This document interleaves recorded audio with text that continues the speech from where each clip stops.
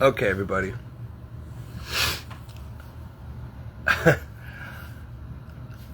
I am making this video asking for prayers for Donna and myself, but this got infected again. Bunch of stuff. Okay, I have been on antibiotics for weeks because this won't heal, and it's in my jugular, and it was healing for a while, but as I'm almost finished with the antibiotics today, I noticed it was a big mass in there again. I squeezed it and a big thing of pus came out. So now I have an open wound going into my jugular again that seems to be still infected, even though, and they told me that if I chose to do the outpatient antibiotics, every so many hours or whatever, it might not work and I'd end up in a hospital on serious IVs to make sure that this doesn't become a serious problem. I couldn't go into the hospital on serious IVs. I was having reactions to the IVs. I was getting anaphylactic shock, red man syndrome, as well as I can't just leave Donna and the dog alone like this. I take care of them, and she needs me here. She's been getting worse. Meanwhile, I just don't feel well, and I'm supposed to be possibly having another emergency surgery on my spine, so I can't be stuck in the hospital laying on my back. I don't want to go through that again. So I chose to do the outpatient thing, and I'm almost out of antibiotics now, and this thing seems like it's still hanging in there and getting worse again. So I need your prayers for that. But also, I had to call 911 and have Donna brought to the hospital again, just within the hour. She's been acting strange again, very forgetful and argumentative and whatever. Her having breathing problems, I guess she just told me today. She wasn't honest with me until now. She's like, well, since you're forcing me to go to the hospital anyway, I might as well tell you the truth. I've been having breathing trouble and this and that. I'm like, why did you not tell me? You're going to get me in trouble because I'm supposed to know these things. Well, I didn't want to go back to the hospital. I'm like, every time you don't want to go back to the hospital because you know I'm going to bring you, I get in trouble for not bringing you in time. It's you. You keep getting me thrown under the bus and blaming me every time you go to the hospital. I get in trouble with social workers saying that I'm not taking care of you properly. That's not fair.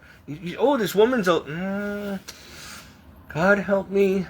Lies, and she's always getting me in trouble. But anyway, so today I called her nurse because the nurses aren't coming again until tomorrow. And I'm like, no, you need to come and assess this because her oxygen level is going down to 92. She's shaking again. Her sugar was high this morning. I don't know. She's nodding off. She's not making sense again. I don't know if she's having a stroke or if it's a heart-related issue. She's starting to slur again. She's just not, she's not with it. I'm trying to talk to her, and she's forgetting things like 7 times within the last 30 minutes. We keep going over things. She's making all these phone calls, changing and messing up the schedule that we just got rectified, and forgetting. And I'm like, Donna, you just called with me, and we set it up. Everything's fine. Like, don't touch it again. Stop calling and changing things, canceling things. There's no reason to. I got the schedule. It's all set with her doctors and all, and the rides and all that stuff. But she goes and does it anyway, and then she's falling asleep and dropping the phone. And I'm like, okay, Donna, I'm calling the nurse, and no, don't you dare. I'm like, I'm calling the nurse, and I'm telling her what's going on now, because it's getting worse by the hour. You're going to the hospital. No, I'm not. Don't do that to me. I'm like, I'm your power of attorney, and you have to go because this is serious. So I called the nurse. I told her. She was like, absolutely. Do not wait for me to get there. No, I'm just going to send her to the ER anyway. I'm like, okay, I'll drive her there. No, you're not driving her. Put her in the ambulance. I'm like, well, Donna doesn't want me to call the ambulance because she doesn't want to keep paying these ambulance bills. We don't have the money. We're really sinking. Well, Stephen, no, you can't. It's not safe for you to drive her. I'm like, I'm fine. No, she's not. You need to call. You need to get her in an ambulance so that the hospital will take her in as emergent and not just put her in a waiting room or put her in a hallway for a while. She needs to be seen, and tell the paramedics what's going on. And I'm saying, okay, fine. So I called 911. They rushed here, all the blaring sirens, even though I told them to shut them off. And so they came, and they took her. And she forgot a lot of her stuff here behind, which I just packed for her, and she left it anyway. So that means I'm going to have to go back to the hospital again to bring all her stuff. My God, it's nonstop with her around here. And so today I had important appointments that were made emergent for me about my spinal cord situation, and I was supposed to see a neurosurgeon. And I was trying to get all this done so I can get there for a 2:45 appointment in New Haven. But you know what? there was no way I could leave her like this in the state. So, and if I canceled it, I would have to possibly wait months to get another appointment. And so I'm always canceling important appointments. I also missed my physical therapy today because of Donna again. And it's like every time I have something to do for myself, something happens with her. A dementia or argument or whatever or some problem, or I'm on the phone with her nurses all morning, or the nurses are coming and want me present, or there's an issue with the meds, or there's just always something. It's a full-time 24-hour job with her. For many years, for 10 years I've been doing this, but the past 5 years have been excruciatingly intense taking care of her. So yes, she's lucky to have me, but she's putting me in an early grave. I'm aging fast. My heart can't take much more. I don't sleep. It's exhausting on me. And no matter what I try to do to keep her healthy and give her, regimented and this and that, she finds a way around it, and then things happen. So she's not honest with me about her symptoms. She's, not sleeping when I tell her to go to bed. She's not eating, healthy, or she'll go and eat the healthy meal I make her and then pig out on crap and junk, and then this is what happens. So she's impossible. It's impossible to keep people from being in a home if they're not going to work with you. And I'm tired of getting thrown under the bus and blamed every time she doesn't eat healthy, or she's in the hospital all the time, or whatever. It's not me. I keep bringing her to the hospital when she gets to the point where she needs to be there. I'm a good caregiver. I know what I'm doing. I've been doing this most of my life. I'm not stupid. So, but the nurse was now trying to tell me, oh, you should have had her go there a couple days ago when the symptoms started. I'm like, I know her, and I know her health issues, and I know her symptoms, and it wasn't that bad a couple days ago. It was coming and going, but she also has other issues that can cause it or mimic it. So now, yes, now's the time to bring her to the hospital. Now her vitals are starting to change. Now she's not making sense talking to me. Now I can't have a conversation with the woman. Something's obviously wrong now. It might have been brewing. And here's the thing. I'm sick of these nurses blaming me because I told them a week ago I'm seeing changes. I'm concerned. I've been on the phone with all of them. I've been talking for hours. And they just said, oh, I'm sure it's just part of her normal process. Don't worry about it. You take it easy, whatever. And I'm like, I'm concerned. Oh, I wouldn't be that worried. She's fine. She's stable. Everything seems to be okay, but I live with her, and I'm noticing the changes mentally, personality-wise. Her, nodding off. Her. I'm noticing a lot. Like, I know her, and I know my patient, and something's off. So now all of a sudden, oh, why'd you wait so long to bring her to the hospital? I'm like, are you kidding me? Why do we have nurses and physical therapists and occupational therapists and aides and everybody coming here all week, okay, to relieve me, to help me, and then blame me when something goes wrong? When you guys don't listen to me and say I'm a hypochondriac, or when you guys fail to see what's going on.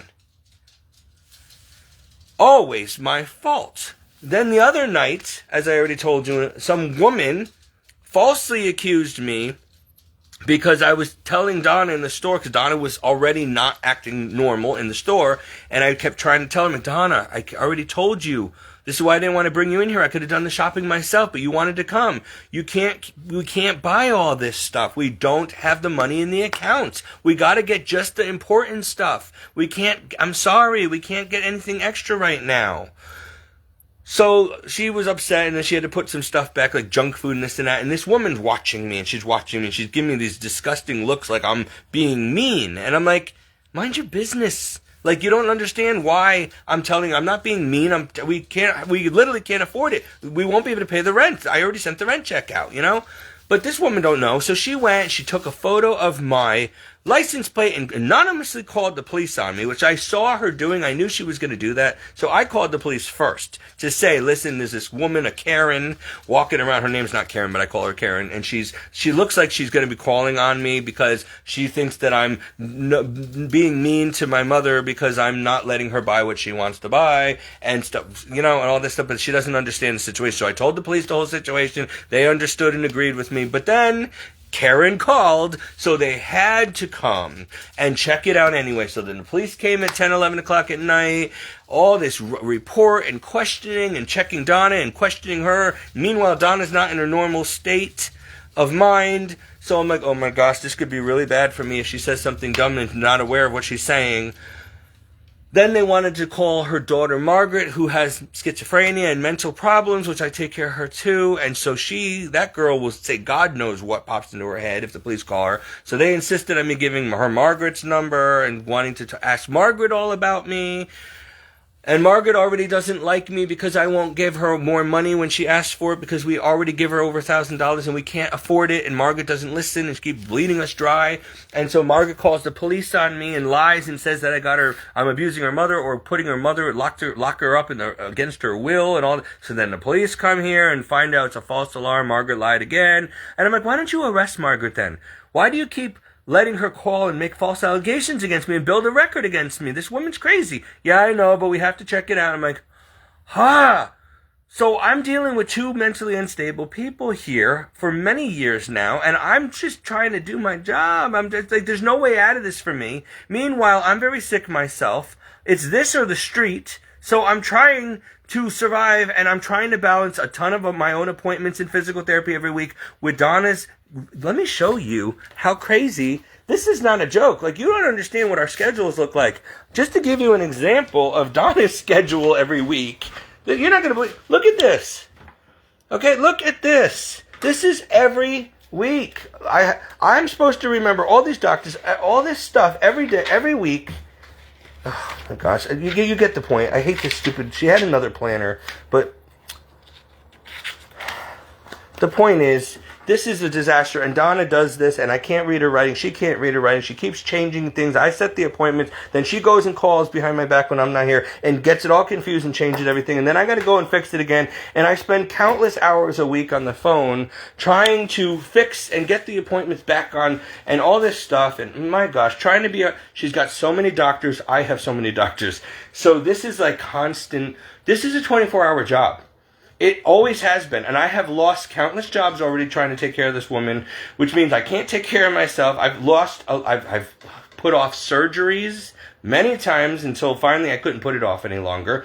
Now they're telling me I might have MS and I need another surgery, and so anyway, I was trying to get ready to get out the door today for a very important surgery appointment that's been booked for me emergent, so that I can talk to this neurosurgeon. And of course, Donna is having problems again, so I'm like, oh my god, I can't leave her alone like this today, and the nurse is not coming till tomorrow now, and they keep doing this to us, and so I had to spend the whole morning trying to fix this disastrous schedule and make sure that the appointments were accurate again and fixed again, and that we're all on the same page, and then tell all the nurses, these are the times you can come, these are the times you can't come, and then they have a discrepancy. Oh no, that's not good for us. Well, it's not good for me either. I have my appointments that I'm trying to fit around all these appointments, and then all you people coming all day long, but you never tell us when you're going to come. You never know. You say 9 o'clock, you show up at 2. This is crazy. 2, 3, 4 people coming a day sometimes. This is Grand Central. How am I supposed to go to work and support myself? How am I supposed to get to my appointments in physical therapy? I can't leave her all the time. I can't. This is crazy. So, then you might have to put her in a home. Yeah, okay, but guess what? The social workers made it very clear. We put her in a home, then they take my home away from me because I'm 50. I put 20 grand into this place. Okay, I furnished it and refurbished the whole place. I can't get my money back. It will go to the state. I will be on the street with my dog. I'm sick. I won't survive a day. That's not fair. So they will liquidate the place to put it towards Title 19 and pay for a home for her. They don't care about me and my dog. And her daughter, she'll probably be okay because she's already getting almost $1,000 a month from disability, but she gets another $1,000 or more from her mother every month. And this has been going on for 55 years. Okay, so recently Margaret did it again. I told her a couple weeks ago, I said, we are very tight with money. We're not going to even be able to pay the bills this month. Do not ask us for any more. We cannot give it to you. I know it's Christmas season, but Margaret, we're not having it Christmas this year. We can barely pay the rent or buy groceries for ourselves because we keep giving you more money. I gave you more money, no more. Oh, okay, that's fine. You know what she did? If you're not going to give it to me, she went and charged it anyway. So we're all on those accounts. We have to pay the negative bounce check fees. Okay, and we have to put the money in there. So she ends up making us give it to her anyway. If we don't give it to her willingly, she'll go and do it anyway and make the account negative. So now we had to put more money in there, so then we couldn't afford to buy all the groceries. So because we gave Margaret more money, I was talking to Donna about this. Remember, we had to give your daughter money again today? So that money was supposed to go to the groceries you wanted. Well, now we can only buy this amount, and it still came out to $128, which we already didn't have in the account. So now we're negative another $128, as it is to buy the necessities for the week. What we're going to do next week, I have no idea, because her money doesn't come in until the first week of the month. So I'm out. I have $6 in my bank account still. My bills are about to bounce. They're going to come out automatically. I am screwed. I've even been asking for help and nobody's sending money. And meanwhile, my health is declining and Donna's getting worse. So today she was really, I had to call 911 after talking to her nurses and everything. So she was very upset with me that I sent her to the hospital again. She keeps thinking that I'm trying to get her looking like a kook so I can put her in a home and take her. I can't do that. It's already legally done in the will, and I can't just take her home. I can't, I'm not, yes, I could probably put you in a home or something, but it wouldn't benefit you or me or your daughter or anybody. If we put her in a home, she has to go on Title 19. If she goes on Title 19, she has to spend down the almost $100,000 she's got in the IRA. If she does that, then they'll also take the trailer from us, and Margaret will not be able to have any extra money, which means she'll probably not be able to pay her own rent, and she'll end up on the street. I'll end up on the street. Everybody ends up on the street. This sucks. Margaret's not mentally well, so we can't just put her on the street. We have to help her. So Donna, I have to help her. She can't afford, unless she goes on Medicaid, Title 19, to get help like me, which is like $34 or more an hour to do what I do 24/7. She can't. She'd go through all her money in a year. She couldn't. She's lucky I work for free here. But it's not really free because lately she has been, since I haven't been able to work because of my surgery, she's been helping me, pay some of my bills. It's really, my bills are like $300 a month. That's it. Car insurance, life insurance, cell phone. Okay, plus gas, which I'm driving her everywhere. So yeah, you should pay the gas because, I'm driving you everywhere. And she pays my car insurance because I'm driving her everywhere. Not myself, her. I go to my doctor's appointment in church, but all these other running around all the time is her. So, yeah, after we took her car away and had it junked because the doctor said she can't drive anymore, we had to, I'm the one that has to drive her everywhere now. So, yeah, it's only right that she helps me with my insurance and gas. But she can't afford the oil change. Now my car's having problems. I haven't had change in 2 years. It's got brake problems. It's got all kinds of problems. I don't have the money to fix it. It's been smashed up a bunch of times by people in the parking lots and everything, and then they leave it. They don't even pay for it. They leave it all damaged. It was a nice car.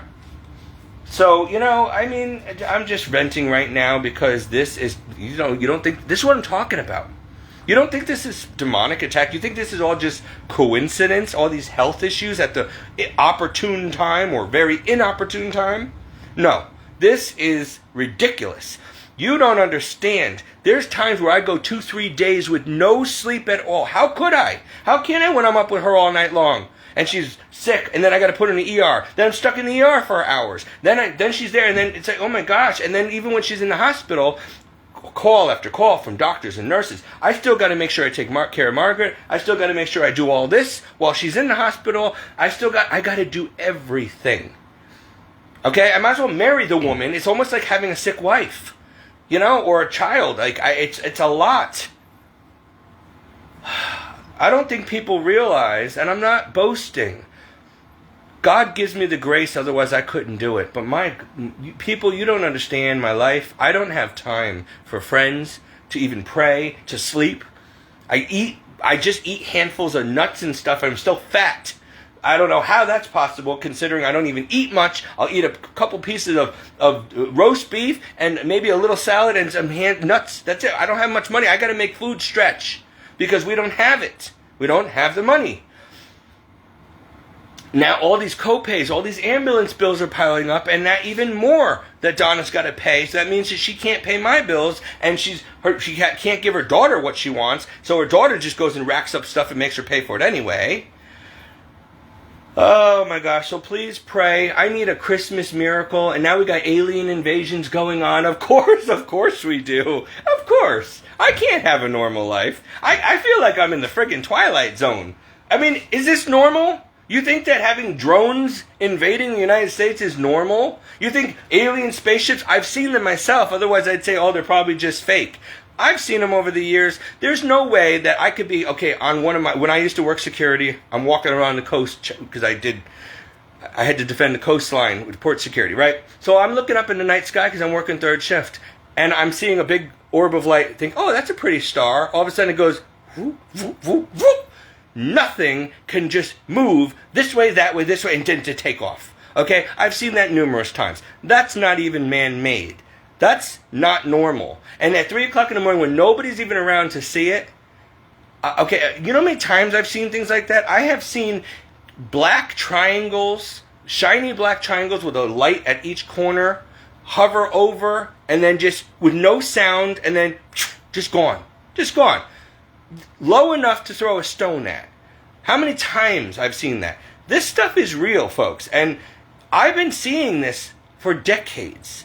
Of course, if you work third shift and you're outdoors all the time doing security details and nobody else is around, you'd be surprised at the things you see that go bump in the night. So I've been telling people for many years, but they say, oh, why don't you wear your tinfoil hat? You're cuckoo, you're crazy. Now, all of a sudden, it's all over mainstream news and all over the place. Oh, suddenly, gee, Steve crazy? Everybody's seeing it now. I told you were going to. It was a matter of time before they reveal themselves. But it's not even even if it were Project Bluebeam, even if it were the government, even if it were China and Russia, who cares? It doesn't mean that I'm not seeing what I'm seeing. It's happening. It's not good. It's not good. Clearly. I told you that, I'm not going to keep repeating these Bible prophecies, but Russia and China will attack and invade America. They might have already begun. You really think that in such a delicate situation, this is almost like a Cold War situation. Our government's saying they're not ours. We can't do anything about it. What do you mean you can't do anything about it? You want to know why? Because if you do shoot them down or something, they will trigger a war. They're saying that they have nuclear payloads on some of them. Then I'm hearing that these drones are searching for nukes that have been smuggled into this country, that they're being ready to be detonated. Okay, they don't want to panic the American public. Donald Trump himself just said on live news, I watched it, I cannot comment on it. He knows as well, but he cannot comment on it. He said, all I can tell you is Biden knows, your government absolutely knows where the drones are coming from and why they're here and what they're doing. They're not telling you. I personally think it's wrong not to tell you, but I cannot tell you either right now. There are reasons, but we know what's going on. Well, if you know what's going on and you're not telling the American people, that means that people will panic and start looting and rioting. That's probably what's going to happen. Or you'll have a civil war. Something if they find out that there really are aliens. Or maybe they're Russia and China or Iran.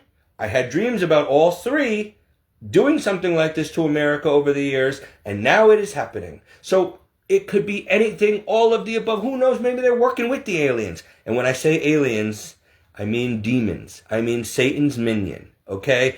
Aliens are demons. Demons are not just some orbs of light. They're not just spirits. They can walk among, you don't understand what these creatures from heaven, because that's where they came from originally, are capable of. You don't have a clue what we Christians have been trying to tell you. We have to watch what we say. We're censored, or you think that we're just crazy, and so we don't want to push people away from Jesus. So we just stick to the bare minimum of how you need to get to heaven. And we try not to cover all these intense topics like Nephilim and demons and aliens, all this stuff, because you can't handle it. Most of you are just baby Christians. And like St. Paul said, I got to give you spiritual milk. You're not ready to chew meat and potatoes yet. But eventually you need to grow up and be able to handle meat and potatoes and teach other people. So Yeah, this, I don't even have time to keep going in over it. I even told you how many times eventually I'm going to take a step back because I'm repeating and beating a dead horse now. And you're going to see everything unfold that I have been telling you about in my videos for years. It's not a matter of if, but when. I know for a fact. And people say, yeah, okay, I'll believe it when I see it. Well, guess what? Be careful what you wish for, because now you're seeing it. And this is just the very tippity top of the very, very big iceberg. An iceberg, you only see the top of a very huge mountain of ice under the water. Okay? Folks, it is not to scare you, although if you're not right with Christ, you better be afraid. You better be afraid, because he's not going to be able to protect you from what's about to happen if you're not in his grace. And you're going to end up in hell when you do die during all this. Do not do that. Give your life to Jesus Christ. You could do it right now. I don't care if you have to go into a bathroom, in your car, get on your knees in your bedroom preferably and shut the door. And just say, Lord Jesus Christ, please, I'm ready to give you my life. I don't want to go to hell. I make you my Lord and Savior. Please forgive me my sins and save me. Cover me in your precious blood. And then get yourself a Bible. Learn how to start praying to him every day, reading that Bible. Have a relationship with him so that he doesn't say, I do not know you on Judgment Day when you die. Okay, and that's it. That's all that's do. Go to church because you have to. Okay, do as the church taught you. You don't got time for even an hour, 45 minutes a week. Really? You have time. You have time. Sorry, there's airplanes actually flying all day long over this park. They're like fighter jets and stuff. It's loud and it's unnerving, and the helicopters and all this crap. It's been going on for a while now. A couple weeks. I was wondering why all of a sudden this intense activity all the time. And, you know, and remember the Aurora Borealis last month? Red auroras. I told you then that was a sign from God that it was about to get real. Oh, no, it's just a normal thing. No, it's not a normal thing. God uses nature and the sun to cause signs in the heavens to warn his people when the time is coming. And we knew that red auroras were a sign of imminent war and destruction from God. Because if you know about Bible stories and history, many times there were northern lights or red lights and stuff in the sky. Even with the Fatima prophecies and all that stuff, every time the Blessed Mother would come, she would say things like there's going to be, you know, a strange red glow in the sky before. It's a warning that World War I is about to happen. World War II is about to happen. World War III. Well, guess what? World War III is happening. And we got the warning for about a month or so, almost every night, all over America and all over the world.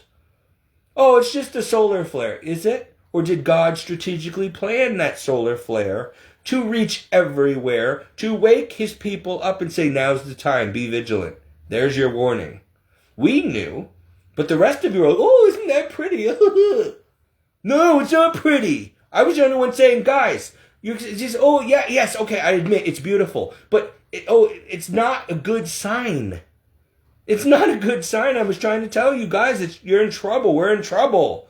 No, it's normal. It's just a rare. Okay, you listen to your news anchors who aren't even Christian, and let them tell you it's how normal it is. Oh, it's normal. Oh, it's rare, but it's normal. It's okay.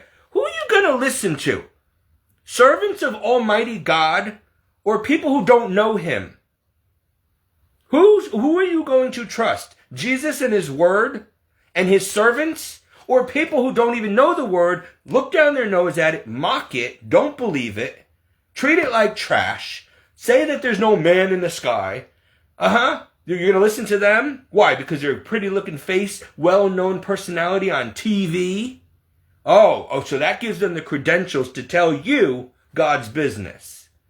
So somebody like me who gave their whole life to the Lord and who works with Him, talks to Him, and studies His Word and goes to church all the time, I'm not credible. Even though I keep showing you over and over again more and more and more proof and evidence of what is happening and that it is true, and you still don't listen to us. You still don't grab a Bible. You still don't repent of your sin. You still won't go to church. What is wrong with you? God's people. I almost said a bunch of bad Italian words from my grandmother. God rest her soul. And she was a devout Catholic too, but man, because that woman had a mouth like a sailor. And I understand why, because she got tired of dealing with stupid people too. So, I need your prayers, because clearly this is spiritual attack again. Because the devil knows that I have to get things done myself for my health. It's important. And I have to keep canceling. And now because of this. It's like he uses Donna constantly to stress me, to fatigue me, to keep me so darn busy and distracted that I can't pray or get to church as much as I want to. I'd like to get out of this house early enough to go to church and confession every day. But every time I try, it doesn't matter if I get up at 4 a.m., 1 a.m., 2 a.m. I go to get out the door, Donna strikes again. Or Donna's not well. Or Donna needs me to do some scheduling conflict. Or Donna spilled her pills all over the place. Or, it's always something. And I'm like, Madonna mia, I cannot even, Lord, your will be done. I'm trying. What do you want me to do? I make me like Padre Pio so I can buy locate. Then I can go to church at the same time as I'm here.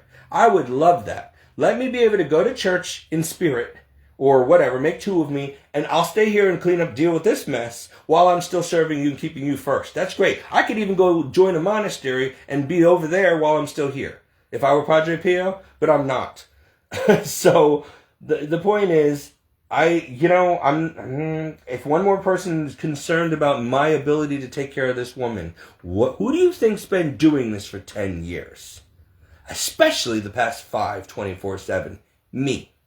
Don't tell me I can't handle it. Don't tell me, yes, I could use more help, but it ain't going to come without Title 19, which is not going to help me. Or anybody, really, because Donna will be very unhappy if she's displaced from her home. And so, all right, I got to end this because somebody's going to call again.